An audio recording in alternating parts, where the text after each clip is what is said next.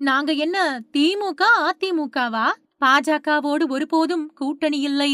அடித்து சொன்ன விஜய். தமிழ்நாட்டில் பாஜக ஒருபோதும் வெற்றி பெற முடியாது. கொள்கை எதிரிகள் மற்றும் பிளவுவாத சக்திகளுடன் என்றைக்கும் நேரடியாகவோ மறைமுகமாகவோ கூட்டணி இல்லை. தாவேகா தலைமையில் அமையும் கூட்டணி திமுக பாஜகவிற்கு எதிரானதாகத்தான் எப்போதும் இருக்கும் என்று தாவேகா தலைவர் விஜய் கட்சியின் செயற்குழு மாநாட்டில் பேசியுள்ளார். தமிழக வெற்றிக் கழகத்தின் செயற்குழு கூட்டம் இன்று சென்னையை அடுத்த பனையூரில் உள்ள அக்கட்சியின் தலைமை அலுவலகத்தில் நடைபெற்று வருகிறது. இந்த கூட்டத்தில் சென்னையில் நாளை மறுநாள் ஜூலை 6ஆம் தேதி நடைபெறும் அஜித்குமார் மரணத்திற்கு நீதி கோரும் ஆர்ப்பாட்டம், விஜயின் தமிழ்நாடு தழுவிய சுற்றுப்பயண ஏற்பாடுகள் உள்ளிட்டவை குறித்து ஆலோசிக்கப்படுகின்றது.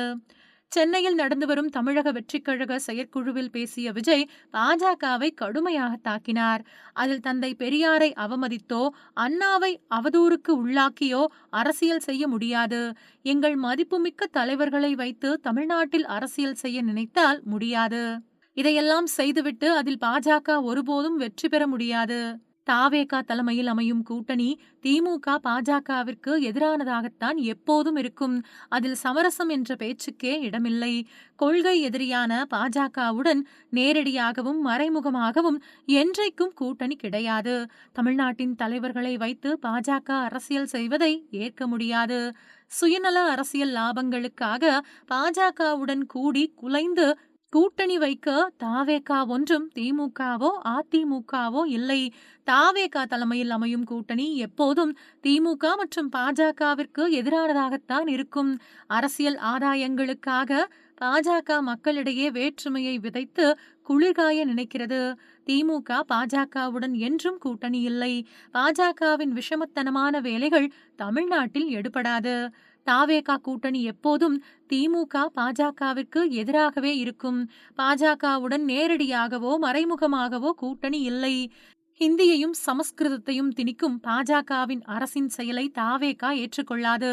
கீழடி விவகாரத்தில் தமிழர்களின் உண்மையை மறைக்கும் பாஜக அரசுக்கு கண்டனம் தெரிவிக்கிறோம். பரந்தூரில் உள்ள 1500 குடும்பங்களின் நிலை முதலமைச்சருக்கு அவ்வளவு சர்வ சாதாரணமாக போய்விட்டதா? மக்களின் முதல்வர் என எப்படி கூசாமல் சொல்கிறார்கள்? மக்களின் வாழ்வாதாரத்தை அழித்து பரந்தூரில் விமான நிலையம் தேவையா என்று தாவேகா தலைவர் விஜய் பேசியுள்ளார். முன்னதாக தாவேகா செயற்குழு கூட்டத்தில் 2026 சட்டசபை தேர்தலில் முதலமைச்சர் வேட்பாளராக விஜய் அறிவிக்கப்பட்டுள்ளார். இதன் மூலம் அதிமுக பாஜகவின் கூட்டணி அழைப்பு நிராகரிக்கப்பட்டுள்ளது. தமிழ்நாட்டில் மெகா கூட்டணி அமைக்க பாஜக திட்டமிட்டு வந்த நிலையில் அந்த கூட்டணியில் தாவேகா இணையாது என தெரிகிறது.